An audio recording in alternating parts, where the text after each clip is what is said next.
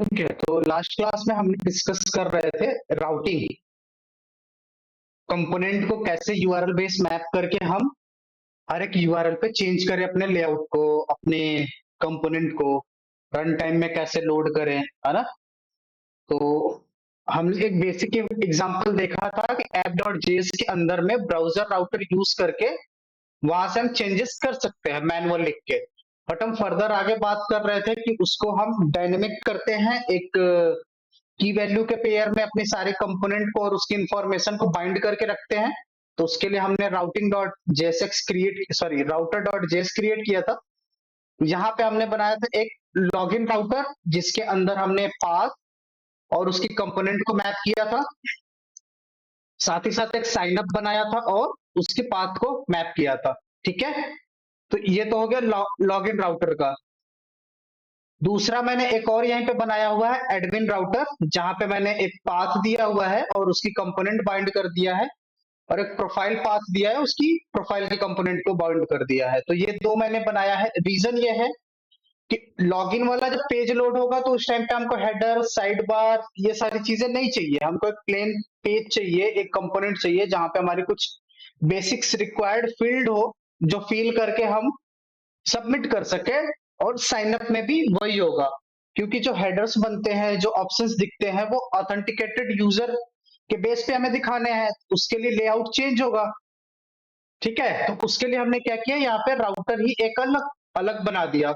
ठीक, और उससे रिलेटेड दो लेआउट भी क्रिएट कर दिया है। एक क्रिएट किया है लेआउट जिसके अंदर सिंपल सा हम चिल्ड्रन को लोड कर रहे हैं।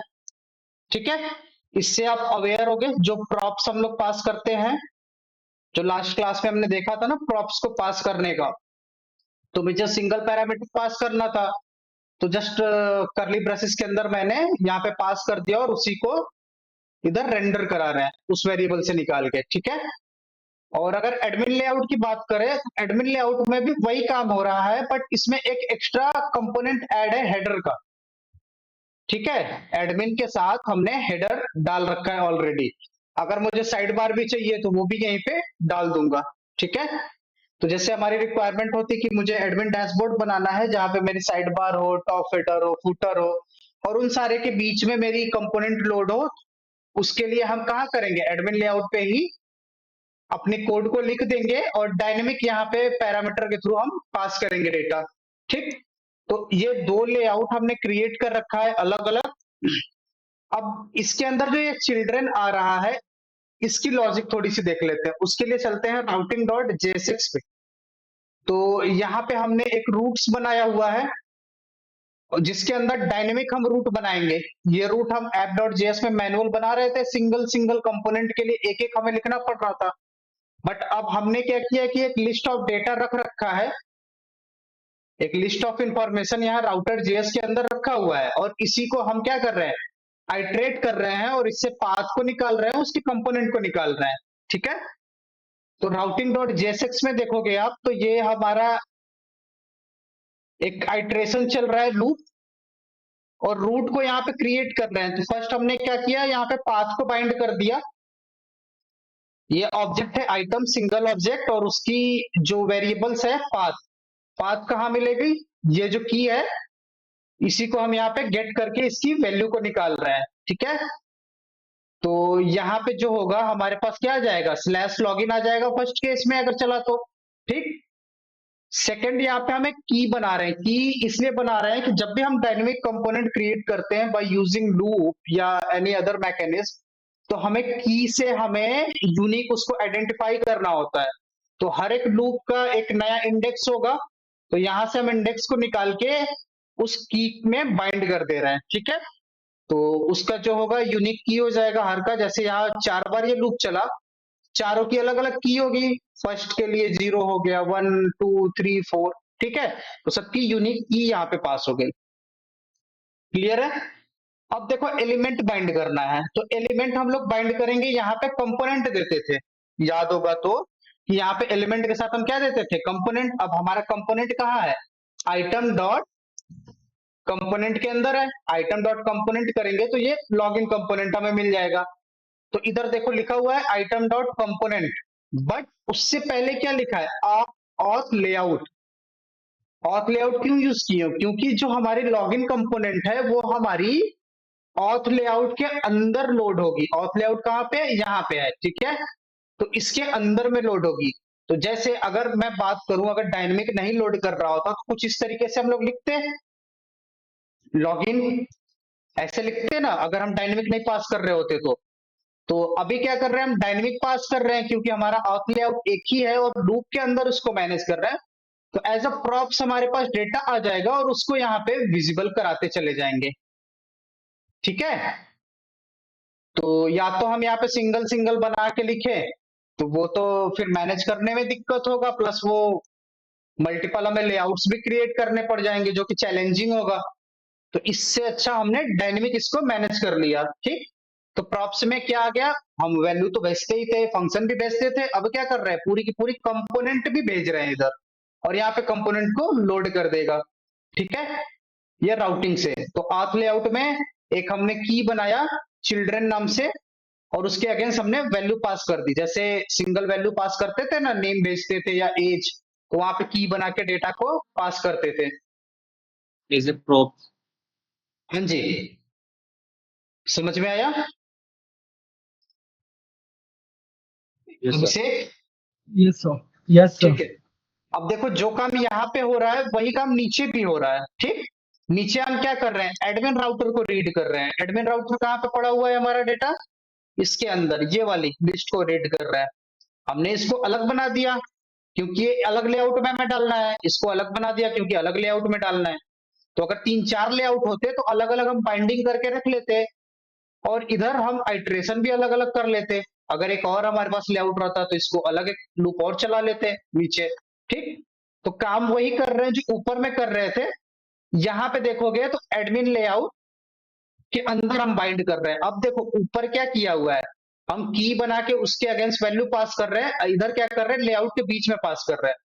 काम दोनों सेम करता है, मैंने बस सिंपल इसलिए ये दोनों अलग अलग किया जिससे समझ में आ जाए कि दोनों तरीका हम यूज कर सकते हैं। आप चाहो तो जैसे यहाँ पे ऊपर में यूज किया हुआ है नीचे भी कर सकते हो इधर। सिंपल इसको अगर मैं कॉपी करूं ऐसे और यहाँ पेस्ट कर देता हूं, ठीक है, इसको हटा देता हूं, दोनों का मतलब सेम है, ठीक है। तो उसमें कंफ्यूज मत होना, तो मैंने दोनों मैकेनिज्म लिख दिए थे, जैसे लिखना है आप लिख लोगे, समझ गए? लेआउट का कॉन्सेप्ट समझ में आया, और डायनेमिक राउटिंग कैसे मैनेज करेंगे ये कोड मैं दे दूंगा, इसको एग्जीक्यूट करके आप लोग देखना। Yes sir. डॉक्यूमेंट में भी कुछ चीजें मिल जाएंगी, चलो इसको रन करके देखते हैं, ज्यादा बेहतर समझ में आएगा। तो npm start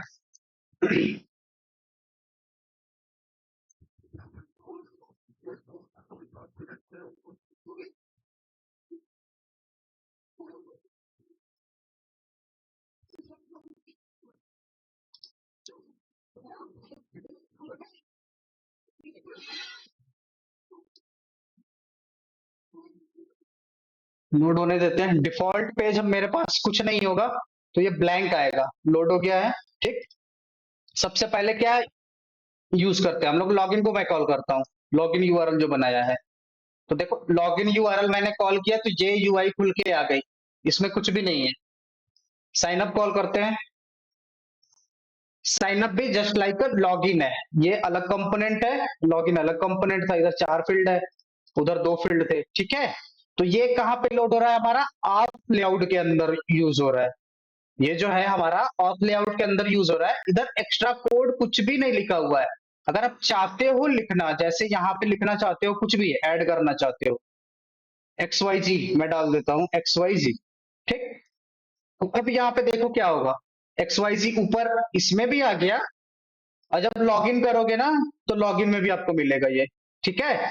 तो ये बीच का पोर्शन तो चेंज हो रहा है, कंपोनेंट तो चेंज हो रहा है, बट ये सेक्शन नहीं चेंज हो रहा है क्योंकि ये लेआउट के अंदर लिख रखा है। समझ गए, हो गए, ठीक। तो वैसे ही एडमिन का कंपोनेंट खोलते हैं, एडमिन के केस में मेरे पास 2 कंपोनेंट बने हुए हैं, एक को बाइंड किया हुआ है यूजर से। तो देखो यूजर खोला तो क्या हुआ, ये यूजर के अंदर हेडर आ गया, क्योंकि एडमिन लेआउट के अंदर हेडर भी ऐड किया है प्लस रन टाइम में कंपोनेंट भी ऐड कर रहे हैं। तो ये नीचे जो है ये यूजर कंपोनेंट से डेटा आ गया हमारे पास। ठीक है, वैसे ही एक और कंपोनेंट हमने इसमें डाल रखा है एडमिन लेआउट में, स्लैश प्रोफाइल। प्रोफाइल तो देखो, प्रोफाइल को क्लिक किया तो क्या, हेडर तो हमारा स्टिक है बट ये चेंज हो गया। समझ गए? कोई डाउट इसमें या कोई क्वेश्चन है तो पूछो, फिर आगे बढ़े। समझ गया सर। ठीक है, चलो अब ये तो यूआरएल बन रही है, मैं इधर डायरेक्ट पास कर करके काम कर रहा हूं। इसको यूज कैसे करेंगे, जैसे ये मेरे पास मेनू रहती है, इस मेनू पे क्लिक पे मुझे फॉरवर्ड करना है कि भाई बटन पे क्लिक करूं तब मेरा पेज फॉरवर्ड हो, तो उसके लिए क्या करेंगे, तो उसके लिए देखो दो तरीके हैं। पहले तो मैं इस हेडर में आता हूं, इस हेडर के अंदर अगर मैं कुछ यूज कर रहा हूं, लाइक एंकर टैग होता है, ए टैग, उसके अंदर एचआरएफ यूज करते हैं ना, एंकर टैग के अंदर एचआरएफ यूज करते हैं। तो एचआरएफ के अंदर हम लिंक को पास कर देते हैं, तो जब लिंक को पास कर देंगे तो उससे फॉरवर्ड कर सकते हैं। एक तो तरीका ये है, जैसे मैं एक एग्जांपल दिखाता हूं, बस कोड लिख के दिखा रहा हूं, रन नहीं करूंगा इसको, ये ध्यान रखना। यहाँ पे मैं डाल देता हूं लाइक लॉगिन, सॉरी इसको मैं हटाता हूं, उधर करते हैं इसको, लॉगिन वाले कंपोनेंट से साइन अप को ही राउट कर देते हैं सीधा सीधा। लॉगिन कंपोनेंट पे आते हैं और एक बटन है मेरे पास ये, इसको मैं चेंज करता हूं थोड़ा सा, यहाँ पे मैं इसका नाम दे देता हूं साइन अप। ठीक, फुल विथ हो गया, ये साइज वाइज हो गया। अब बटन के ऑन क्लिक पे तो फंक्शन कॉल होगा ना, मुझे यहाँ पे एंकर टैग लगा,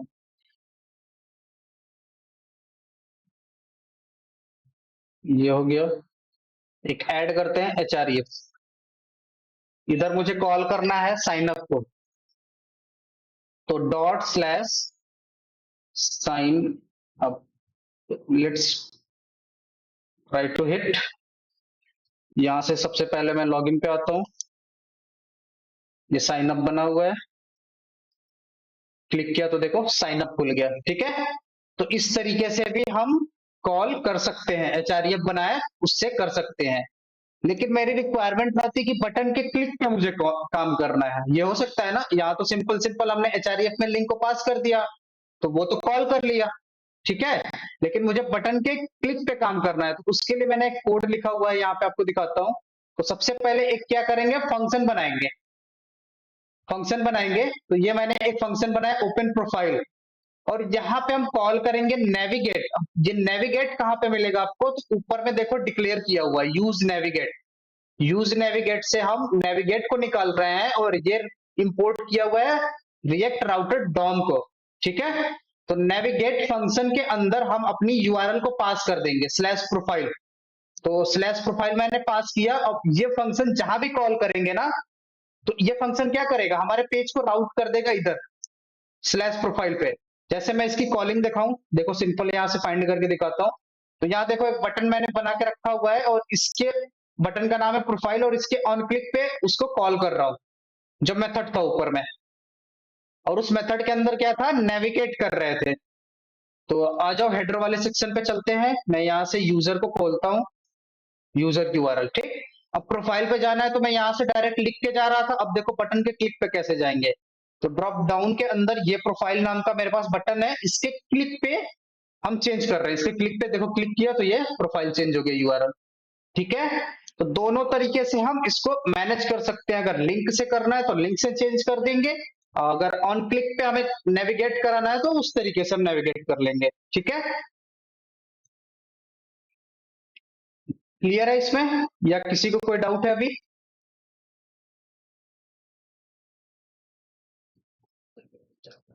अभिषेक,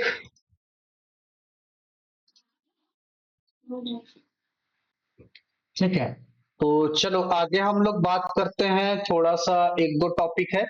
जैसे मेरे पास ये लॉगिन का पेज है, ठीक है, ये मेरे पास लॉगिन का पेज है। अब मेरी रिक्वायरमेंट है कि इसके अंदर जो डेटा फिल करूं ना, तो ये डेटा जो है मेरा डेटा बेस में चला जाए, जो हमारा बैकएंड लिखा हुआ है वहां चला जाए। बट बैकएंड में तो बाद में जाएगा, पहले ये HTML के डेटा को हमें जावास्क्रिप्ट के अंदर तो लेना होगा और इस पे कुछ लॉजिक परफॉर्म करनी होगी। लाइक अगर किसी भी तरीके की वैलिडेशन लगानी है, नल का चेक लगाना है ना, तो वो सारी वैलिडेशन हम कहाँ करेंगे, जावास्क्रिप्ट में करते थे। तो यहाँ जब यूज कर रहे हैं तो इधर तो करेंगे ना। तो साइन अप बटन के क्लिक पे सबसे पहले हम एक फंक्शन बनाएंगे, ठीक है। तो बाकी सारा मैं बंद करता हूँ, यहाँ से क्लोज ऑल, मतलब लॉग इन कंपोनेंट खोलता हूँ, ठीक। तो फॉर्म तो बना दिया, अब फॉर्म के डेटा को मुझे गेट करना है, वो कैसे गेट करेंगे वो देखते हैं, ठीक है। तो उससे पहले देखो कि यहाँ पे एक फंक्शन बनाया हुआ है मैंने, हैंडल सबमिट। हैंडल सबमिट बनाया हुआ है और इधर लॉग कर रहा हूं ईमेल आईडी और पासवर्ड को। बट ये कहीं तो वेरिएबल बना होगा। तो फॉर्म के अंदर डेटा फिल करेंगे, सबमिट पे क्लिक करेंगे तो ये कॉल होगा। तो ये देखो कहाँ पे कॉल हो रहा है, इसको फाइंड करते हैं, यहाँ पे इधर कॉल हो रहा है। बट ये मेथड कॉल तो हो रहा है, लेकिन इस मेथड के अंदर कोई डेटा पास नहीं कर रहे हैं। वो डेटा हम कहां से उठा रहे हैं, डायरेक्ट फील्ड से उठा रहे हैं, क्योंकि हम फॉर्म सबमिट करते थे जेएसपी में, लेकिन इधर फॉर्म सबमिट नहीं कर रहे हैं, ठीक है। इधर हम फॉर्म सबमिट नहीं कर रहे हैं, इधर हम कॉल करेंगे और डायरेक्ट फील्ड से उठाएंगे। उसके लिए क्या यूज कर रहे हैं, यहाँ पे यूज स्टेट यूज कर रहे हैं। बेसिकली यूज स्टेट क्या होता है, ये हमारे किसी भी टैग के या कंपोनेंट के स्टेट को मैनेज करता है। इसमें तीन चीजें होती हैं, एक होता है करंट स्टेट, एक होता है अपडेटेड स्टेट, एक होता है इनिशियल स्टेट, ठीक है।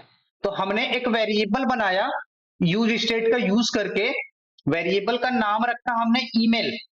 अब इसके अंदर वैल्यू सेट करने के लिए हम क्या लिखेंगे, यहाँ पे सेट ईमेल, कुछ इस तरीके से जैसे हम नेमिंग कन्वेंशन फॉलो करते हैं, याद होगा, वेरिएबल बनाने के लिए या मेथड बनाने के लिए। तो ये जस्ट लाइक मेथड ही है। जैसे मुझे अगर कोई एक नया बनाना हो यहाँ पे, तो मैं करूंगा कॉन्स्ट। अब मैं यहाँ पे लेट सपोज मैं एक बना देता हूं नेम नाम से, तो यहाँ पे लिखूंगा मैं नेम, वेरिएबल का नाम, ठीक। उसका स्टेट अपडेट करने के लिए मैं यहाँ पे लिखूंगा सेट नेम, कुछ इस तरीके से, ठीक है। फिर इक्वल टू लगा के मैं यूज करूंगा यूज स्टेट, यूज स्टेट।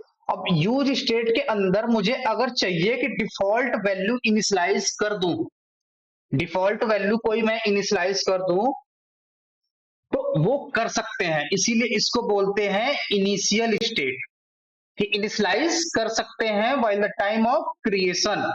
और इस वेरिएबल के यूज से हम डेटा को एक्सेस करेंगे, और जहां भी हमें अपडेट करना हो या सेट करना हो, उसके लिए हम सेट नेम का यूज करेंगे।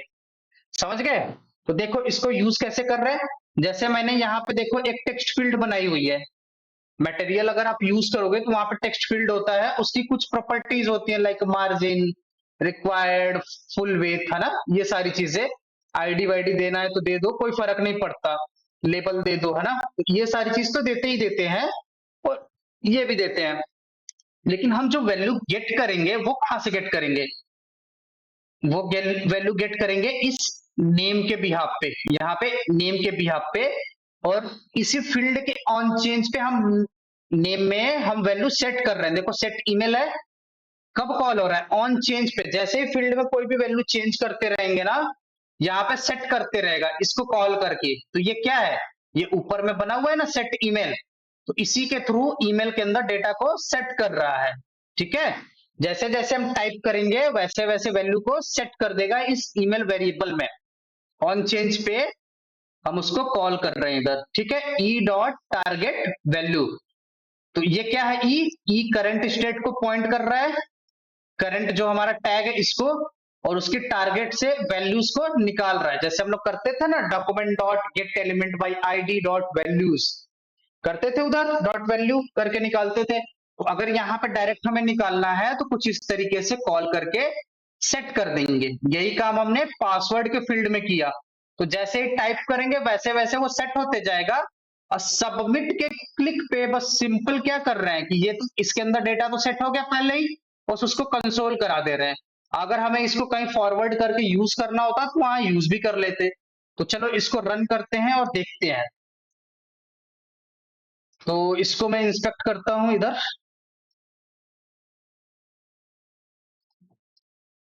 कंसोल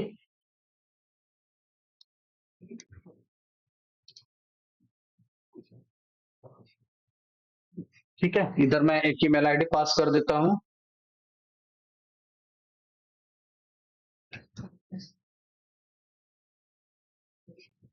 और इसको साइन इन पे क्लिक करते हैं। तो देखो जैसे ही क्लिक किया तो यहाँ पे प्रिंट हो गया ना, ईमेल भी प्रिंट हो गया हमारा और पासवर्ड भी प्रिंट हो गया, क्योंकि डेटा हमारा सेट हो गया था। और बटन के क्लिक पे बस हमने उस स्टेट से इंफॉर्मेशन को निकाल लिया। अब देखो यहाँ पे एक नेम भी बना के रखा है, इस नेम को भी प्रिंट करते हैं। इसको कहीं से हम सेट नहीं कर रहे हैं, हमने क्या किया है, बस इनिशियलाइज कर दिया है। हमने क्या किया है, इनिशियलाइज कर दिया है यहाँ पे। तो नेम को भी मैं प्रिंट कराता हूं, सेव। सबमिट बटन जब कॉल होगा तो ये नेम भी प्रिंट होना चाहिए। तो यहां से क्लिक करते हैं, ये देखो नेम भी आ गया। नेम तो हम कहीं से सेट नहीं किए ना, हमने क्या किया था, डिफॉल्ट यहाँ पे डाल दिया था, इस वजह से इसको हम गेट कर पा रहे हैं। तो आई होप कि समझ में आ गया होगा ये, ठीक है। Yes, sir. ठीक है, तो स्टेट समझ में आ गया। फॉर्म के अंदर से डेटा को कैसे गेट करेंगे।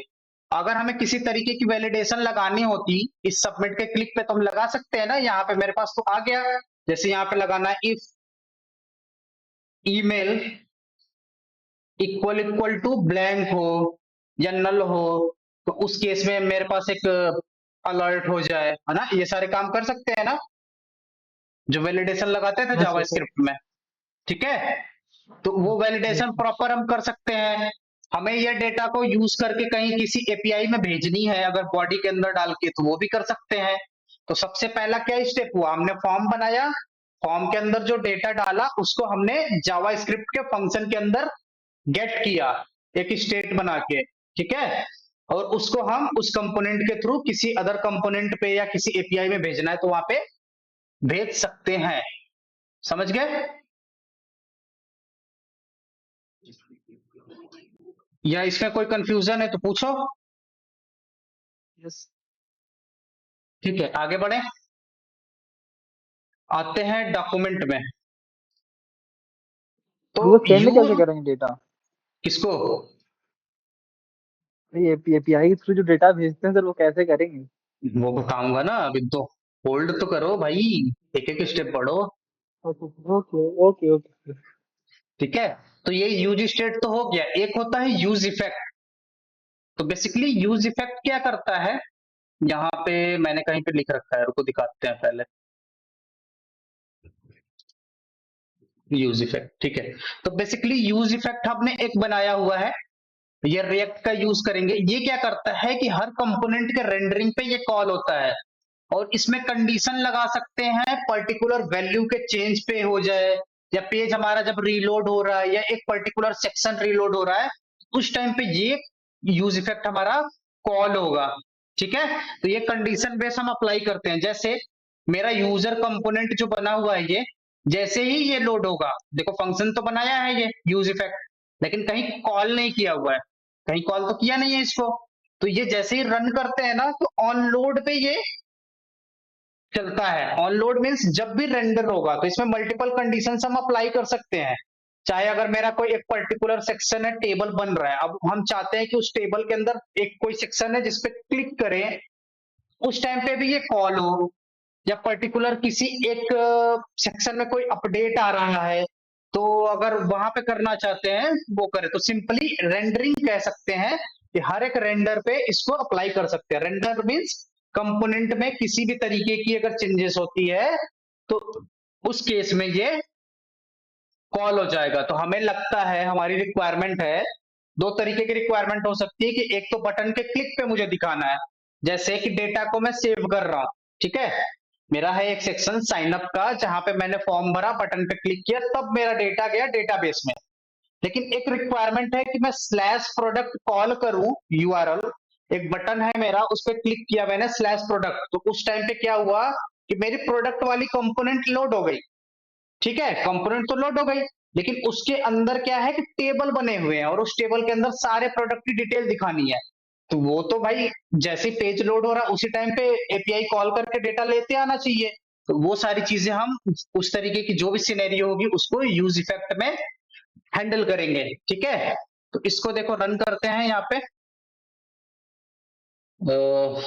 इसको कंसोल हटाता हूँ, यहाँ यूजर को मैं कॉल करता हूँ। तो देखो यूजर को जैसे ही लोड हुआ उस टाइम पे यूज इफेक्ट कॉल हो गया, यूजर कॉलिंग यहाँ पे हमने लगा रखा था।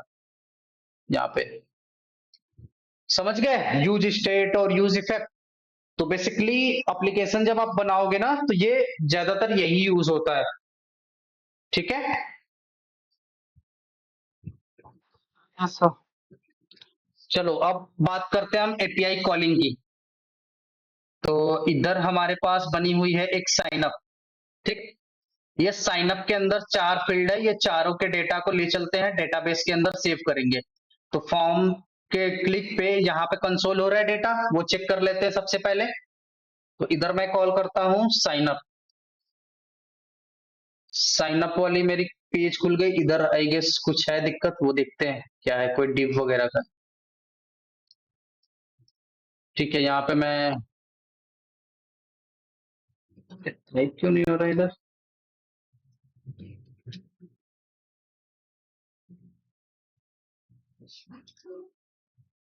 इस कंपोनेंट में कुछ कोड मिसिंग है, तो उसको फिक्स करते हैं पहले। वही वार्निंग आया था ऑन लोड पे मेरे पास। If you want to random pass string instead of item true और item value dot to string, ये कहाँ कर रखा है मैंने। Okay, e dot target value set email set name mobile set password. कहाँ पे छूट गया, कुछ कॉपी पेस्ट करने में छूट गया। चलो लॉगिन वाले पे ही कर लेते हैं ना, एपीआई ही तो कॉल करनी है। अब उसको फिक्स करने बैठेंगे फाइंड करके। तो यहाँ तो डेटा हमारे पास आ ही रहा है, इसके थ्रू हम एपीआई कॉल करते हैं। ठीक है, ये दोनों डेटा ले चलते हैं और चेक करते हैं बैकएंड तक। बेसिकली डेटा को हमें लेके जाना है अपनी एपीआई कॉल करके। ठीक है, तो सबसे पहले क्या करते हैं हम, इधर ही कॉल करते हैं। अब देखो एपीआई कॉल करने के दो तरीके हैं। एक तो रिएक्ट जब हम चलाएंगे तो यूज करेंगे तो उस टाइम पे क्या होगा, डिफॉल्ट हमें मिलता है एक फेच मैकेनिज्म। फेच मैकेनिज्म के थ्रू हम अपनी एपीआईज को कॉल कर सकते हैं, लाइक पोस्ट पुट डिलीट जो भी करना है वो पैरामीटर्स के थ्रू हम डाल के कर सकते हैं। दूसरा होता है एक्सियोस। एक्सियोस के लिए हमें क्या करना होगा, डिपेंडेंसी डालनी पड़ती है एक्सियोस की, उसके थ्रू कॉलिंग करते हैं। ठीक है, तो एक्सियोस जो होता है वो थोड़ा सा इजी होता है। उसके अंदर और भी सारे फीचर्स हैं, लाइक उसके इंटरसेप्टर हैं और भी हैं जो जब हम रन टाइम में उसको यूज करेंगे वहां पे देखेंगे। तो अभी मैं बेसिक बेसिक एग्जांपल बताऊंगा, दोनों से एक एक एपीआई कॉल करके हम लोग जब प्रोजेक्ट बनाएंगे ना तो उस टाइम पे प्रॉपर कैसे यूज करते हैं वहां पे करेंगे। ठीक है, तो चलो यहाँ पे मेरे पास डेटा आ गई है। इस डेटा को पहले एक बॉडी बना लेते हैं यहाँ पे। तो एक वेरिएबल बनाता हूँ कॉन्स्ट डेटा। जेसन बनाना होगा ना, इधर email colon email comma password colon password. ये हमारे पास एक डेटा बन गया। अब इस डेटा को हम फेच मैकेनिज्म के थ्रू भेजेंगे।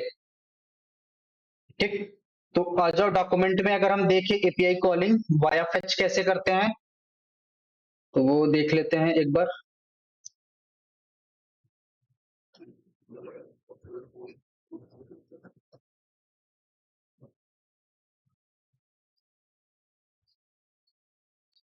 हम्म, ठीक है, तो ये देखो यूज इफेक्ट के अंदर में ये कॉल कर रहा है। तो हमें क्या करना है, यूज इफेक्ट तो यूज नहीं करना है, हमें बटन के क्लिक पे कॉल करना है। हमें बटन के क्लिक पे कॉल करना है, तो उसके लिए क्या करेंगे, हम जो फंक्शन बनाए हुए हैं वहीं पे हम कॉल कर लेंगे। ठीक है, तो हम क्या कर रहे हैं, लॉगिन हम पोस्ट का कॉल करेंगे। तो देखते हैं पोस्ट का कोई मेथड बना हुआ है यहाँ पे, post request by using fetch. ठीक है, तो देखो ये बन रखा है। ठीक, तो इसी कोड को पैरेलल मैं उधर लिखता हूँ। आई गेस अभिषेक ने यही किया हुआ था, यही किया था ना। हाँ सर। हाँ यस सर, ऐसा ही कुछ था मेरा भी। ऐसा ही कुछ था बट यूआरएल गलत थी, बस हाँ छोटा सा यूआरएल मिस्टेक वैसे था। सर एरर में कुछ और दे रहा था। एक चीज और मैं बता एरर रहे हैं पढ़ा ना देखो। तो उसमें कह रहा था। बता देता हूँ, कोर्स ओरिजिन की एरर आई होगी, CORS। हाँ हाँ हाँ, यस सर, ऐसा ही कुछ था। हाँ, यही थे यस। ना, बताते हैं वो कैसे करते हैं। यस। तो यहाँ पे यस देखो, सर। पहले हम क्या करते हैं, कोड लिख लेते हैं। कोर्स भी बताता हूँ, वो बैकएंड का पार्ट है वैसे, फ्रंट एंड का नहीं है। फ्रंट एंड का आपका सिंपल सा यूज है, बस इसको कॉल करना है। तो मैं लेट सपोज मेरी एपीआई चल रही है local host, sorry, HTTP colon slash slash local host colon 8080, ये हो सकता है बैकएंड का। और यहाँ पे मेरी एपीआई है, मान लो एपीआई स्लैश लॉगिन। ठीक, ये हो गया। अब इसके अंदर हम बनाते हैं अपनी मेथड्स को, लिखते हैं सारे। तो पैरेंथेसिस देते हैं यहाँ पे। सबसे पहले मेथड का टाइप देंगे। तो हमारा मेथड क्या है, लॉगिन मान लो हमने बनाया रखा है पोस्ट, तो यहाँ पे सिंगल कोट्स में पास कर देंगे पोस्ट। ठीक है, कॉमा के बाद हमें हेडर बताना पड़ेगा, कंटेंट टाइप एप्लीकेशन जेसन, क्योंकि हम जो डेटा भेज रहे हैं वो जेसन फॉर्मेट में ही रिक्वेस्ट कर रहे हैं, इसलिए हमें हेडर भी यहाँ पे देना पड़ेगा, ये ध्यान रखना। ठीक है, अगर हेडर के अंदर कोई और इंफॉर्मेशन भेज रहे हैं, जैसे हमें टोकन भेजने की जरूरत होती है, टोकन वगैरह ऑलवेज हेडर में जाता है, तो वो भी यहीं से भेजेंगे। ठीक, तो यहाँ पे मैं लिखता हूं कंटेंट टाइप,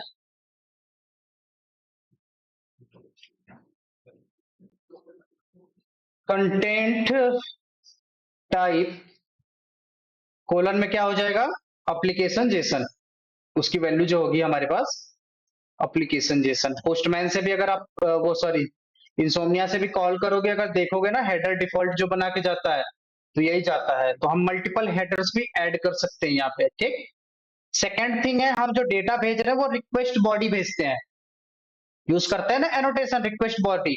तो रिक्वेस्ट बॉडी अगर भेज रहे हैं और पोस्ट एपीआई है तो बॉडी ऑलवेज जाएगी। अगर हम पोस्ट एपीआई बनाए हुए हैं, पोस्ट कॉल कर रहे हैं, तो यहाँ पे बॉडी ब्लैंक भेजेंगे अगर हम डेटा उधर नहीं एक्सेस कर रहे हैं तो, लेकिन बॉडी हमें पास करनी होगी, ये ध्यान रखना। ठीक है, इधर फॉर्मेट करके जेसन बना देते हैं इसको, जेसन डॉट स्ट्रिंगिफाई, और हमारा डेटा कहाँ पे है, इस वेरिएबल के अंदर है, इधर डाल दिया। ये हमारी एपीआई कॉलिंग कंप्लीट हो गई। ठीक है, लेकिन जब एपीआई मेरी कंप्लीट हो गई, उधर से भी तो कुछ रिस्पॉन्स आएगा भाई, कॉल तो करेंगे, उधर से भी तो कुछ रिस्पॉन्स आएगा, तो उसको कैसे हैंडल करें। उसके लिए क्या करेंगे, ये जो फेच वाली ब्रैकेट है जहां खत्म हो रही है वहीं पे लगाएंगे देन, और इसके अंदर क्या गेट करेंगे हम, इसके अंदर गेट करेंगे रिस्पॉन्स। क्या गेट करेंगे, रिस्पॉन्स, जो भी उधर से मेरे पास आएगा। तो ये वेरिएबल हम कुछ भी रख सकते हैं, कोई जरूरी नहीं है कि रिस्पॉन्स ही रखें, ये डिपेंड करता है हम क्या रख रहे हैं। रिस्पॉन्स एरो फंक्शन इसको बोलते हैं, और रिस्पॉन्स को हम जेसन में कन्वर्ट कर देंगे, डॉट जेसन। अगर जेसन आ रहा है तो कोई दिक्कत नहीं है, कन्वर्ट करने की जरूरत ही नहीं है। ठीक है, यहां पे कन्वर्ट कर लिया। अब ये कन्वर्ट करने के बाद फिर हम एक देन ऐड करके वो डेटा को निकाल लेंगे इधर से। ठीक, चाहे तो एक ही में कर सकते हैं, अगर सेपरेट सेपरेट करेंगे तो भी कर सकते हैं, लेकिन एक चीज ध्यान देखना, फेच जब हम कर रहे हैं ना तो बहुत ज्यादा कोड लिखनी पड़ रही है।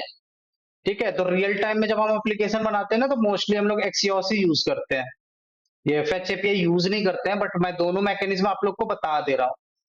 ठीक, तो यहाँ पे क्या हुआ, अब जो डेटा मेरे पास आया, कंसोल करा लेता हूँ, उधर से जो भी आया सक्सेस फेल एरर जो भी आएगा वो मुझे गेट करना होगा ना। तो यहाँ पे डेटा डाल दिया, तो ये तो देखो सक्सेस का केस हो गया। अगर एरर भी हैंडल करना है इधर, तो उसको कैच करना होगा, अगर उधर से कोई एक्सेप्शन आई उसको कैच करना होगा, तो उसके लिए फिर क्या करेंगे, फिर जैसे ही ये देन वाली ब्लॉक खत्म हुई तो यहाँ पे फिर डॉट लगा के कैच कर लेंगे। ठीक है, कैच का ब्लॉक करेंगे और इधर फिर एक वेरिएबल बनाएंगे, तो एरर नाम से वेरिएबल बना लेते हैं। ठीक, फिर यहाँ एरो फंक्शन लगाया, और यहाँ पे फिर उसी एरर को कंसोल करा लो, या उसके बेस पे जो कंडीशन अप्लाई करना है आपको आप कर लो। ठीक है, तो यहाँ पे बस सिंपल सा मैंने क्या किया, एरर को कंसोल कर दिया। ये मेरी एपीआई कॉलिंग हो गई।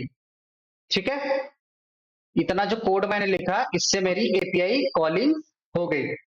तो जैसे ही मेरा ये सर, मेथड, हाँ जी,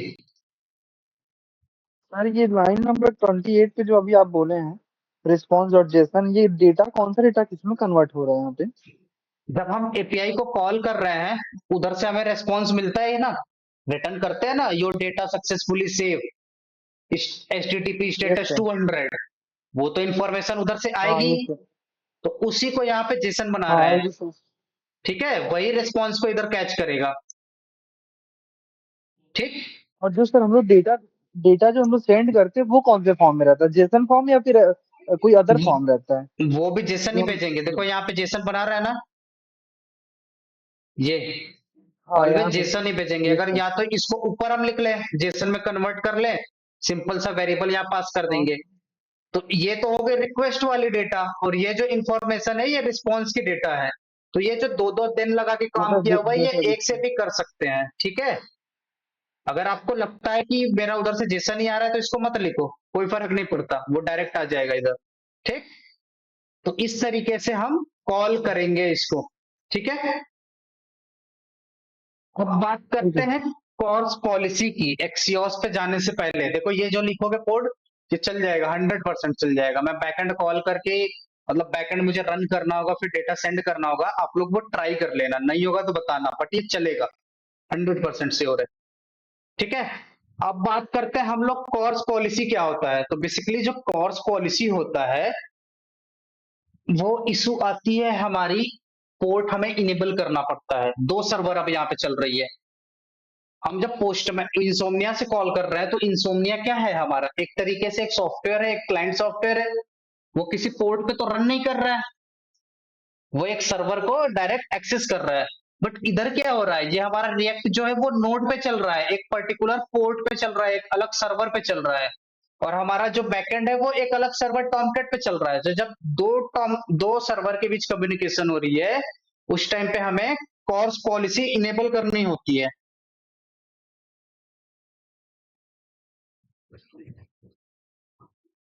वो कैसे करते हैं उसका कोड मैं दिखाता हूं, और एग्जाम्पल हम लोग प्रोजेक्ट में करेंगे, ये ध्यान रखना। ठीक है,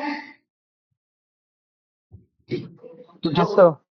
ठीक है, तो आते हैं बैकएंड। एक मैं दिखाता हूँ आप लोग को, अगर मेरे पास बना होगा, कोर्स की कुछ होगी, तो बेसिक सी चीजें लिखनी होती है, बताना पड़ता है कि कौन से यूआरएल को हम एक्सेस परमिशन दे रहे हैं अपने बैकएंड हैंडल करने को, और कौन कौन से मेथड को, लाइक पुट हो गया, पोस्ट हो गया, डिलीट हो गया, गेट हो गया, ये टाइप होते हैं ना मेथड के, ये मैप करते हैं उधर। और यूआरएल बाइंड करते हैं हम अपनी फ्रंट एंड वाली, जैसे फ्रंट एंड मेरी चल रही है किस पे, ये अगर मैं ब्राउजर पे देखने जाऊं यहाँ पे, तो फ्रंट एंड मेरी चल रही है लोकल होस्ट 3000 पे।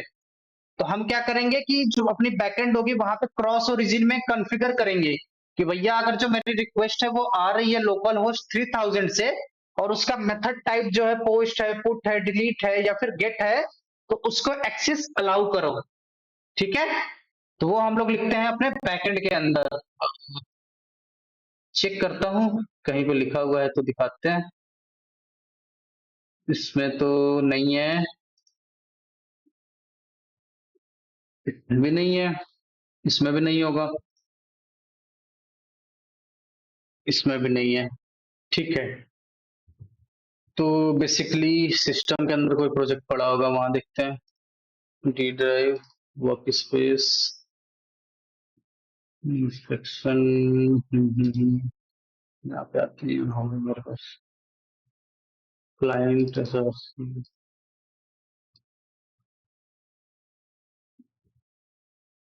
Config, config sector config, swagger config, Hikari data source, इसमें भी नहीं है।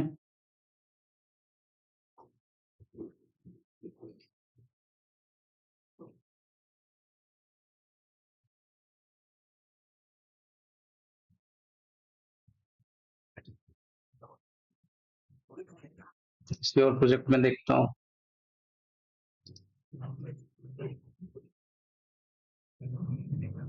हेल्थ केयर सिस्टम हो गया ये तो,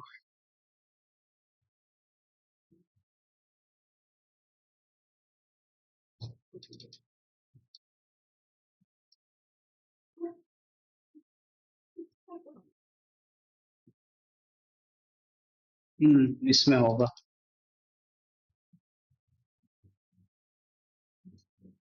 ये है ना, एक क्लास हम क्रिएट करते हैं अलग से कोर्स फिल्टर के लिए, ठीक है। तो इसको मैं ओपन करता हूँ VS कोड में, एक जगह पे दिखाता हूँ।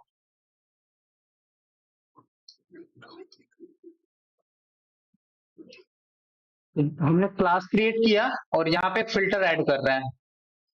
ये फिल्टर क्या करेगा, सिंपल हर रिक्वेस्ट पे आएगा और यहाँ पे चेक परमिशन करेगा।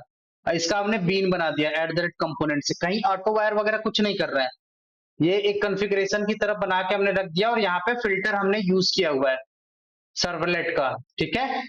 फिल्टर बेसिकली क्या करता है कि रिक्वेस्ट जब आती है तो सबसे पहले फिल्टर पे आती है और फिल्टर के अंदर चेक होता है, उसके बाद ही आगे जाती है, ठीक। तो फिल्टर के अंदर आए और यहाँ पे देखो एक वेरिएबल बनाया कोर्स फिल्टर। ये क्या कर रहा है, एक पर्टिकुलर प्रॉपर्टी फाइल से हमारी यूआरएल को रीड कर रहा है। वो यूआरएल भी दिखाता हूँ आप लोग को प्रॉपर्टी फाइल में। src के नहीं, इसमें होगा src main resource application dot yml, यहाँ पे देखते हैं।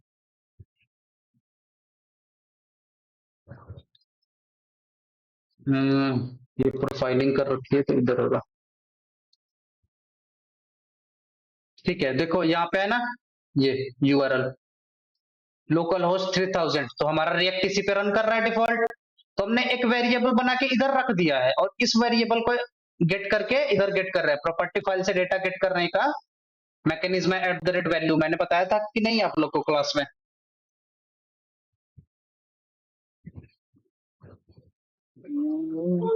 भूल गए? हाँ सर, स्प्रिंग याद के, नहीं आ रहा ये स्पेल। हाँ, स्प्रिंग के क्लास में मैंने प्रॉपर्टी फाइल से वैल्यू रीड करना नहीं बताया था? जब लॉम्बॉक बता रहा था तो बोला था डॉक्यूमेंट देख लेना। चलो, तो अब जब हाँ फिल्टर हाँ ऐड हाँ किया, सर, लॉन्ग वॉक हम्म वाले में। तो फिल्टर जब ऐड किया, इंटरफेस है तो इसका एक मेथड है डू फिल्टर, इसको कॉल किया और यहाँ पे रिक्वेस्ट और रिस्पॉन्स को ले रहे हैं। अब ये देखो क्या कर रहा है, एक्सेस कंट्रोल अलाउ ओरिजिन, वो यूआरएल हमने पास कर दिया। तो या तो डायरेक्ट यहीं पे डबल कोट्स में पास कर दो आप, कोई फर्क नहीं पड़ता। बट हमने कॉन्फ़िगरेशन करके रखा हुआ है कि अगर रन टाइम में मुझे चेंज करना पड़े तो वो भी कर सकूं। जैसे मैं यहीं पे पास कर दूं लोकल होस्ट कोलन 3000, तो भी चल जाएगा, ठीक है। अगर हमारा ये लोकल में चल रहा है तो लोकल होस्ट देंगे, लेकिन सर्वर पे डिप्लॉय कर दिया तो वो सर्वर का पाथ हमें देना होगा, ये ध्यान रखना। अदरवाइज ये अलाउ नहीं करेगा। अगर आपने यहाँ पे अलाउ किया हुआ है 3000 को और आपकी रिक्वेस्ट चल रही है रिएक्ट की एप्लीकेशन जो है 5000 पे, तब भी कोर्स ओरिजिन का एरर मारेगा, ठीक। तो ये कुछ कॉन्फ़िगरेशन है जो करनी पड़ती है। यहाँ पे मेथड को अलाउ कर रहे हैं, देखो सारे मेथड को। अगर यहाँ पे आपने रिस्ट्रिक्ट कर दिया कि भाई बस पोस्ट वाले को ही अलाउ करो बाकी को ना करो, तब भी नहीं करेगा, ठीक है। तो ये मोनोटोनस कोड होता है, इसको बस उठा के पेस्ट करके रख लेते हैं हम कोर्स ओरिजिन अलाउ करने के लिए बैकएंड में। तो ये जब बैकएंड में हम डाल देंगे, उसके बाद ही कोई फ्रंट एंड वाला है जो डिफरेंट सर्वर पे एप्लीकेशन चला रहा है हमारी बैकएंड एपीआई को एक्सेस कर पाएगा, ठीक। समझ गए? तो जब हम लोग उसमें जब प्रोजेक्ट बनाएंगे ना अपनी 3rd मंथ का कंटेंट, जब प्रोजेक्ट क्रिएट करेंगे उसमें ये सारी चीजों को हम लोग यूज करेंगे। तो अभी क्या कर रहा हूँ, एक ओवरव्यू दे दे रहा हूँ कि एपीआई कॉलिंग कुछ इस तरीके से करती है जिससे आइडिया लग जाए, ठीक है। कि आप प्रैक्टिस करना चाहो तो एटलीस्ट लिख के प्रैक्टिस कर सको, ठीक। तो ये तो हो गया पोस्ट मेथड। गेट मेथड करना होता तो क्या करते हैं, यहाँ पे गेट लिख देते हैं सिंपल सा। अब एक चीज ध्यान देना, पोस्ट में और पुट में बॉडी तो जाता है बट गेट में बॉडी कभी नहीं जाती है, ठीक है। गेट में बॉडी नहीं जाएगी, ठीक। अगर हमने पोस्ट बना के रखा हुआ है इस तरीके से और हम उधर गेट कर रहे हैं रिक्वेस्ट परम, याद होगा रिक्वेस्ट परम करते थे ना, की वैल्यू के पेयर में डेटा जाती है। तो यहाँ पे क्वेश्चन मार्क लगाएंगे, की हमने डाला नेम, उसके अगेंस्ट उसकी वैल्यू कुछ भी, फिर एंड अगली वाली की होगी जो दूसरी है उसकी वैल्यू, ये हो गया रिक्वेस्ट परम जो बन के जाती थी। अगर पोस्टमैन से आप हिट करोगे वो सॉरी इंसोम्निया से, तो देखोगे कुछ इस तरीके की यूआरएल बनती है, तो कुछ ऐसे बना के भेजेंगे, ठीक। अगर पाथ हम यूज करेंगे तो सिंपल क्या करेंगे, यहाँ पे स्लैश लगा के हम जो भी हमारी वैल्यू रहेगी वो पास कर देंगे। ठीक है, समझ गए?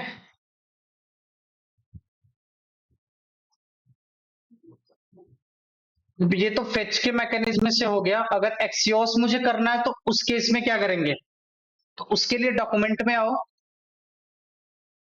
इसको थोड़ा सा बड़ा करता हूं। अब ये पोस्ट वाला मेथड है, हमने फेच से किया है, इसको देखो एक्सियोस से कैसे कर रहे हैं। नीचे एक्सप्लेनेशन हो गया, एक्सियोस, ये हो गया। तो मेथड को कॉल किया एक्सियोस डॉट पोस्ट और यूआरएल पास कर दिया और डेटा पास कर दिया। तो एक्सियोस यूज करने के लिए सबसे पहले हमें क्या करना होगा? एक्सियोस को इंस्टॉल करना पड़ेगा। ठीक है, तो इंस्टॉलेशन के लिए हमें एक कमांड चलानी पड़ेगी अपने प्रोजेक्ट के अंदर। तो वो कमांड की देखो, अब डेफिनेशन जो होगी यहाँ पे, जो कमांड हमें चलानी है लिख रखी होगी। अब चाहो तो यहाँ से उठा के अपने सिस्टम में चला सकते हो। रुको दिखा रहा हूँ। एपीआई इंटीग्रेशन हो गया, ये हो गया। अगर नहीं होगा तो मैं प्रोवाइड करा दूंगा। देखो ये है ना, npm install axios। तो चलो इसको चलाते ही हैं और मेथड को यूज कर लेते हैं यहाँ पे। तो टर्मिनल ओपन करता हूं मैं।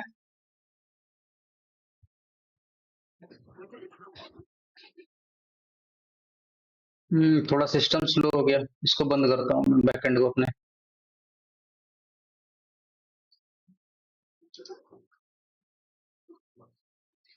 ठीक है, तो एक इसको मैं बंद करता हूँ जो सर्वर मेरा चल रहा है और यहाँ पे चलाता हूँ npm i axios। ये कमांड चलाएंगे तो क्या होगा? axios इंस्टॉल कर देगा। जो पैकेज हम इंस्टॉल करते हैं ऐसे ही करते हैं ना, npm i या npm install। axios जी इंस्टॉल हो गया, सर। अब हम उसको यूज कर पाएंगे। ठीक है, तो आ जाओ पैरेलल कोड लिखते हैं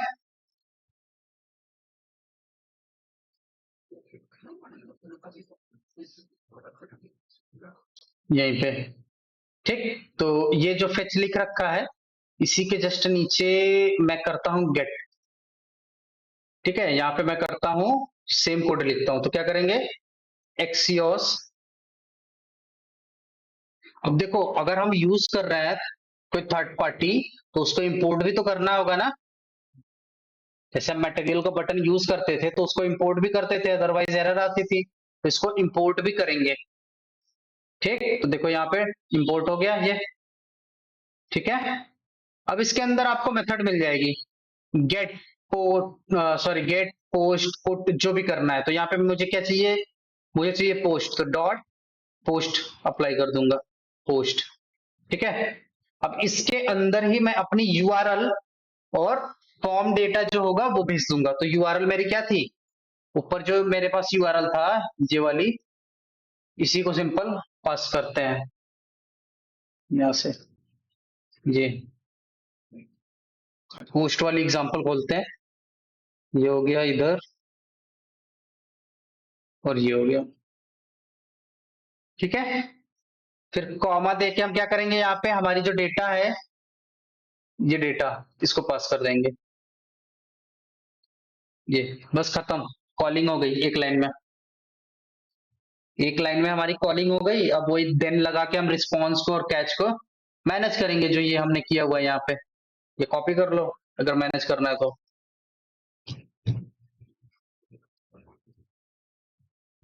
इधर क्या हुआ? मिनिमम कोड हमें लिखना होगा। बट एक चीज और है, इसमें थोड़ी सी और कस्टमाइजेशन कर सकते हैं। जैसे हेडर वेडर जो ऐड कर रहे हैं तो हम क्या करेंगे? एक एक्सियोस फिल्टर बना लेंगे, हेडर वहीं से ऐड होगा। भाई बार बार हम जो हेडर ऐड कर रहे हैं, हो सकता है टाइपिंग मिस्टेक हो, मुझे 50 एपीआई कॉल करनी है तो क्या 50 जगह पे हेडर मैनेज करेंगे? तो उसके लिए इंटरसेप्टर बना लेते हैं एक्सियोस की। और ये जो कॉलिंग जाती है वो पहले इंटरसेप्टर पे जाएगी, उधर रिक्वेस्ट को मॉडिफाई करना है तो मॉडिफाई करेंगे और फिर आगे फॉरवर्ड हो जाएगा। ठीक है, तो वो एग्जाम्पल के लिए आप लोग खुद से ट्राई करना एक बार। नहीं होगा फिर मैं उसको नेक्स्ट क्लास में आप लोग को बता दूंगा। नहीं तो जब हम लोग प्रोजेक्ट करेंगे ना तो उस टाइम पे देखेंगे इसको। ठीक, तो ये तो हो गई एपीआई कॉलिंग। तो जितने तरीके की चाहो आप एपीआई कॉल कर सकते हो। बट एक चीज और बता रहा हूँ, ये तो यहीं पे HTML लिख रहे हैं, यहीं जावास्क्रिप्ट लिख रहे हैं, यहीं पे अपनी सर्विस भी बना रहे हैं एपीआई कॉलिंग की। ये नहीं करना है। जैसे हम लोग अपने जावा के कोड को डिस्ट्रीब्यूट करके रखते थे, वैसे ही हम अपने रिएक्ट के कोड को भी डिस्ट्रीब्यूट करके अच्छे से रखेंगे। जैसे ये सर्विस कॉलिंग हो रखी है, तो इसको कहाँ करेंगे? इसके लिए एक पैकेज बना लेंगे अलग से। एक फोल्डर मैंने बना लिया मान लो, सर्विस नाम से, ठीक है? और ये मैं लॉगिन कर रहा हूं, तो इसके अंदर एक फाइल क्रिएट कर लेंगे, न्यू फाइल। उसका नाम मैंने दे दिया auth service डॉट jsx।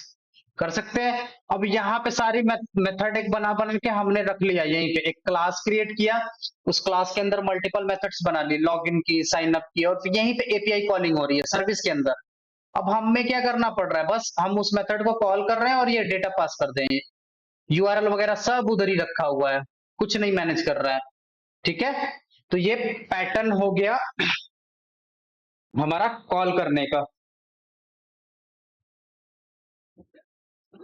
तो इसको जब रियल टाइम में हम प्रैक्टिस करेंगे ना, तब थोड़ा और अच्छे से क्लियर होगा। भी आप लोग मुझे बताओ, बैकएंड कॉल करके कॉर्स ओरिजिन की प्रॉब्लम को सॉल्व करके खुद से मैं चाहता हूं कि ट्राई करो। उसके बाद में अगर नहीं होगा तो मैं बताऊंगा, बट ट्राई करो। तो लॉगिन और साइन अप बना सकते हो। हाँ सर, बना लेंगे। ठीक है, तो मैं एक्सपेक्ट करूं कि मुझे नेक्स्ट क्लास में तीनों लोग से देखने को मिलेगा ये। हाँ सर, कर सकते हैं। ठीक है, तो ये प्रोजेक्ट मैं भेज देता हूँ, यस इससे रेफरेंस जो लेना होगा ले लेना रेफरेंस, ठीक है?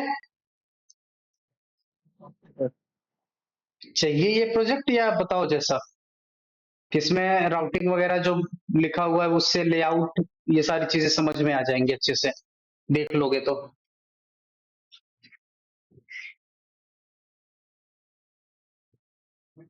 ठीक है। भेज अब दिए सर। हाँ, अब एक चीज और बात करते हैं थोड़ा सा। मेरे फ्रंट एंड के अंदर मुझे कुछ डेटा को सेव करके रखना है। जैसे रिक्वायरमेंट ये है कि यूजर लॉगिन हुआ, तो जब लॉगिन हुआ तो कुछ तो ऐसा पैरामीटर होना चाहिए कि अगर दोबारा मैं अगर वेबसाइट को खोलूं तो ये चेक कर सके कि भाई यूजर ने लॉगिन पहले से अगर किया था तो उसके होम पेज पे लेते जाओ, अगर लॉगिन नहीं किया था तो लॉगिन पेज पे लेते जाओ। जैसे हम लोग फ्लिपकार्ट खोलते हैं, एक बार हम लॉगिन कर देते हैं तो वो ऑलरेडी लॉग्ड इन दिखाता है हमारे डिटेल के साथ, तो वो कहीं तो रखता होगा, तो वो स्टोर करके हम लोग रखते हैं ब्राउजर लेवल पे। ब्राउजर लेवल पे डेटा को रखने का मैकेनिज्म होता है लोकल स्टोरेज। बहुत सिंपल कॉन्सेप्ट है डेटा रखने का, वो दिखाता हूं, ये कमेंट करता हूं मैं, इतना कोड, ठीक है? इधर मैं कमेंट किया, ये मेरे पास ये डेटा है, इसको स्टोर करना है। तो यहां पे मैं लिखूंगा सिंपल सा local storage dot set item, और की का नाम पास करूंगा यहाँ पे। की का नाम पास कर दिया मैंने क्रेडेंशियल। देखो ब्राउजर पे दिखाऊंगा ये डेटा दिखता कैसे है, जिससे आप लोग कोई और वेबसाइट का भी खोल के देख पाओगे। उसके बाद मैं इसकी वैल्यू पास कर दूंगा, वैल्यू क्या है मेरी? डेटा।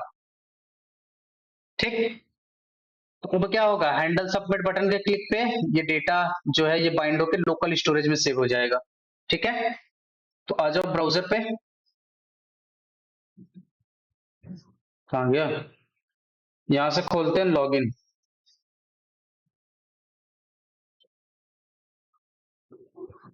ओके, सर्वर बंद है, चला देते हैं, कोई नहीं। तो इसमें हम लोग के पास ऑप्शन होता है, अगर सेट कर रहे हैं तो गेट भी कर सकते हैं की के बेस पे, डिलीट भी कर सकते हैं उस की के बेस पे, है ना? ये सारी चीजें हम अप्लाई कर सकते हैं। Set, get, set item, get item, remove item और क्लियर स्टोरेज, ये चार मेथड होते हैं। क्लियर स्टोरेज से क्या करेगा, पूरी की पूरी लोकल स्टोरेज ही खाली कर देगा इस कॉन्टेक्स्ट का। और रिमूव से करेंगे तो पर्टिकुलर एक की के बेस पे हम रिमूव कर सकते हैं। तो यहाँ पे मैं स्लैश लॉगिन अप्लाई करता हूँ यूआरएल, ठीक है? इसमें कंसोल खोल लेता हूं मैं, ये कंसोल खुल गया। यहाँ मैंने ये डेटा पास कर दिया 1 2 3 साइन अप। तो ये देखो मेरे पास ये लॉग में प्रिंट हुआ है, मेरे पास ये लॉग में प्रिंट हुआ है। अगर मैं पेज रिफ्रेश कर दूंगा तो ये लॉग भी गायब हो जाएगा, बट ये मेरा सेट हो चुका है ब्राउजर पे। तो यहाँ पे देखोगे आपके पास एक ऑप्शन होता है एप्लीकेशन, एप्लीकेशन के अंदर जाओ, इधर देखो एक ऑप्शन है लोकल स्टोरेज, इसको एक्सपैंड कर लो। तो इसको एक्सपैंड करोगे तो आपकी यूआरएल दिख जाएगी जो आप यहाँ पे कॉल की हो, लोकल होस्ट 3000, इस पे क्लिक करो। तो ये देखो क्रेडेंशियल आ गया, बट ऑब्जेक्ट ऑब्जेक्ट आया, रीजन क्योंकि ये जेसन में नहीं है। तो जेसन में करने के लिए क्या लिखते हैं, जेसन डॉट स्ट्रिंगिफाई, ये कर दो कॉपी, यहाँ पे पास कर देते हैं। तो सेम की में पास करेंगे तो क्या करेगा, ओवरराइड कर देगा इसको। साइन अप, देखो यहाँ पे डेटा आ गया ना लोकल स्टोरेज में, कंसोल में दिख रहा है। मैं इसको रिफ्रेश कर देता हूँ, पेज को रिफ्रेश किया तो देखो कंसोल से गायब हो गया। ये कुछ है रन टाइम एरर, वो हटा लेंगे। ठीक है, कंसोल में नहीं दिख रहा है क्योंकि रिफ्रेश हो चुका है, बट इधर आपको दिखेगा, वो डेटा स्टिल बनी हुई मिलेगी आपको। ठीक है, तो अब इसको हम पूरे एप्लीकेशन में कहीं पे भी गेट कर सकते हैं। जैसे ये मेरी लॉगिन की पेज है, मैं चाहता हूं कि जो मेरा यूजर का पेज है ये यूज इफेक्ट, यहां पे मैं गेट करूं, यहाँ पे। तो कैसे करेंगे, यहीं पे मैं करता हूं एक कंसोल डॉट लॉग, ठीक, गेट करता हूं local storage dot gate item. की का नाम क्या था हमारा, क्रेडेंशियल, क्रेडेंशियल यही था। ठीक है, एक बार क्रॉस चेक कर लेते हैं, क्रेडेंशियल, क्रेडेंशियल। ठीक है, तो अब तो देखो सेट तो हमने इधर किया, अब ये जाके क्या किया, ब्राउजर पे सेट कर दिया, लेकिन इसको हम पूरे एप्लीकेशन में कहीं पे भी यूज कर सकते हैं बाय यूजिंग दिस की। ठीक है, तो ये डेटा देखो सेव हो गया। अब सिंपल क्या करते हैं, यूज इफेक्ट के अंदर ये कॉल हो रखा है हमारा, यूजर कंपोनेंट जब लोड होगा तो यूज इफेक्ट क्या करेगा, लोकल स्टोरेज से निकाल के कंसोल करेगा। ठीक, आ जाओ यहां से यूजर को कॉल करते हैं और कंसोल खोलते हैं। ये देखो निकाल के दे दिया यहाँ पे, समझ गए लोकल स्टोरेज का कॉन्सेप्ट। तो इससे क्या बेनिफिट हुआ कि हम डेटा जैसे लॉगिन करते हैं, हमने लॉगिन किया तो लॉगिन करते ही क्या किया कि कुछ इंफॉर्मेशन उधर से आई मेरे पास, जिससे ये पता चल रहा है कि सक्सेसफुली लॉगिन हो गया, उसको लोकल स्टोरेज में रख लिए। अब जब हमें मेरा कंपोनेंट लोड हो रहा है, जब मेरी एप्लीकेशन लोड हो रही है, तो उस टाइम पे हम चेक कर लेंगे ना लोकल स्टोरेज से डेटा निकाल के कि भाई अगर लॉगिन से रिलेटेड इंफॉर्मेशन है लोकल स्टोरेज में तो इसको अंदर अलाउ करो डायरेक्ट जाने को, लॉगिन का पेज ही मत खोलो। अगर नहीं मिलता है तो लॉगिन का पेज खोल दो। समझ गए, इसको क्लियर करने के लिए क्या अप्लाई करेंगे, जस्ट यहीं पे दो तरीके हैं, local storage dot remove item. एक तो ये कर सकते हैं, तो इससे क्या होगा कि एक एक की को हमें रिमूव करना होगा। जैसे मेरे पास 5-6 की अलग अलग बना के स्टोर कर रहे हैं अलग अलग लोकेशन से, तो मुझे अलग अलग करना पड़ेगा। अदरवाइज मैं क्या करूंगा, local storage dot clear storage, clear sorry, ये कर दूंगा। ठीक है, सर यदि हम लोग पेज रिफ्रेश, पेज आप रिफ्रेश भी करोगे तब भी ये डेटा रहेगा। देखो मैं ये रिमूव का कोड हटाता हूं यहाँ से, एक बार सर वो करिएगा थोड़ा। बिल्कुल दिखा रहा हूं। इसको मैं करता हूं रिफ्रेश। ठीक, एप्लीकेशन में आ जाओ, यहाँ पे देखो डेटा है, यहाँ करते रहो रिफ्रेश। यस सर, हो रहा है ना पेज रिफ्रेश, डेटा नहीं जा रहा है। लॉग आउट जब नहीं हो तक रहा है, हाँ वही सर। भाई लॉग आउट के केस में हम क्या करते हैं, इंटरनल लॉजिक लिखते हैं, बटन के क्लिक पे लोकल स्टोरेज क्लियर कर दो और लॉगिन के पेज पे राउट कर दो, यही करते हैं इंटरनल। भाई वो तो हमारे इंटरनल लॉजिक है ना, समझ गए। सर हम्म, यस सर, वो समझ गए सर। सर सपोज दैट यदि ये आपने पेज एक बनाया है और आपने हाँ लॉगिन कर लिया है, यूजर आपने लॉगिन किया और रिफ्रेश हाँ, करने के बाद दोबारा आपको लॉगिन पेज ही बोले जा रहा है, तो क्या रीजन हो सकता है सर? उसका रीजन ये है कि हमने कंडीशन सही जगह पे नहीं लगाई है। तो उसका कंडीशन कहाँ पे लगेगा, कौन सी देखो कंडीशन? देखो कंडीशन हाँ जो होगा, चेक करते हैं जो कि भाई लॉगिन है तो इधर जाओ, लॉगिन नहीं है तो इधर जाओ, सिंपल सा उसका कंडीशन लगेगा। ये तुम्हारा कहाँ गया लेआउट का सेक्शन,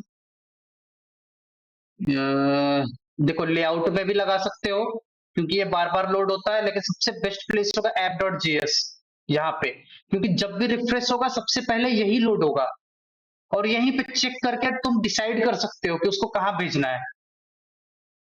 यहाँ डिसाइड कर सकते हैं ना, यहाँ पे चेक कर लिए, लोकल स्टोरेज से डेटा निकाले, इफ लगाया, इफ लॉगिन इज प्रेजेंट, तो क्या करो कि नेविगेट कर दो डैशबोर्ड के अंदर। भाई वो करते हैं ना नेविगेट, ब्रैकेट में पास कर दिए स्लैश, अंदर चला गया डैशबोर्ड के अंदर। अगर नहीं मिला तो क्या करो, लॉगिन वाले को कॉल कर दो, वो क्या करेंगे, रिफ्रेश पे ये कॉल करते हैं। तो वो हमें डिसाइड करना है प्रोजेक्ट स्पेसिफिक कि कौन सा बेस्ट प्लेस है जो हर जगह पे यूज हो रहा है इंटरनली, और वहीं पे हमें हैंडल करना चाहिए। तो जब प्रोजेक्ट हम लोग क्रिएट करेंगे ना, तो ये पार्ट भी करेंगे, उसके लिए वरीड नहीं होना, ठीक है। तो अभी आप लोग इतना तो सीख गए हो कि फ्रंट एंड और बैक एंड दोनों एप्लीकेशन बना के कनेक्टिविटी कर सकते हो अच्छे से, समझ गए? Yes sir. कोई डाउट?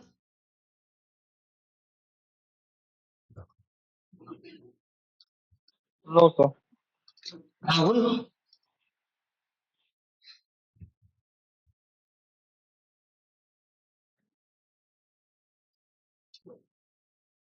राहुल भाई हो, या फिर तुम लोग ड्रॉप कर दिए कॉल? नहीं नहीं सर, यही यही है सर। बोल नहीं रहे हो, हम क्या ड्रॉप कर दिए क्या साइलेंटली एकदम धीरे से? वो उससे पूछना ठीक। था, अभिषेक साहू से, चीजें समझ में आई? Yes sir, yes sir. कोई कंफ्यूजन है इसमें? नो सर, वो जो हो रहा था वो मैं इससे पूछता जा रहा था। अच्छा, मतलब मैं बताता हूँ तो नहीं समझ में आता है तुमको, वो बताता है तो समझ नो में आ सर, जाता है। मतलब नो सर, ऐसा नहीं, बट आप बता रहे थे ना, तो जो चीजें थोड़ी ऐसी लगती है तो मैं इससे पूछ लेता हूँ। कोई नहीं, ठीक है, टीम वर्क से ही चीजें होती हैं। तो मैंने यहाँ पे बुक्स के अंदर यूज इफेक्ट, यूज स्टेट बता दिया, यूज कॉन्टेक्स्ट है, यूज रिड्यूसर, यूज रेफ, ठीक है, यूज मेमो, ये चार बचे हुए हैं। इसको सबसे लास्ट में हम लोग करेंगे, ये उतना इंपॉर्टेंट नहीं है, बट ये फीचर्स है तो हमें जानना जरूरी है, ठीक। तो मोस्टली चीजें हमने कवर की है रिएक्ट में, जो जो यूज करते हैं। बेसिकली अब पढ़ लेने से नहीं होगा, आप लोग प्रैक्टिस करो और एप्लीकेशन क्रिएट करो,